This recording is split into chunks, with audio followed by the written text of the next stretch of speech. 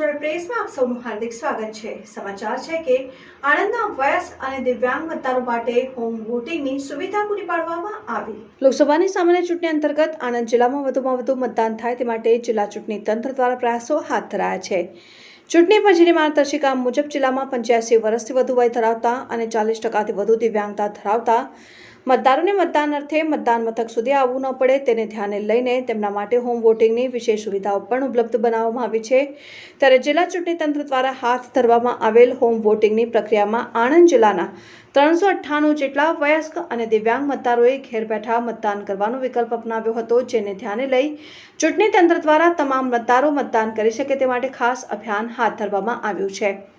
વૃદ્ધજનો અને દિવ્યાંગજનો માટે ઘર બેઠા પોસ્ટલ બેલેટથી મતદાન કરવાની આ પહેલના ભાગરૂપે આણંદ જિલ્લા ચૂંટણી તંત્ર દ્વારા 85 વર્ષથી વધુ અને દિવ્યાંગ મતદારોના ઘરે જઈને મતદાન કુટીર ઊભી કરીને ટપાલ મતપત્રથી મતદાન કરાવવામાં આવ્યું છે।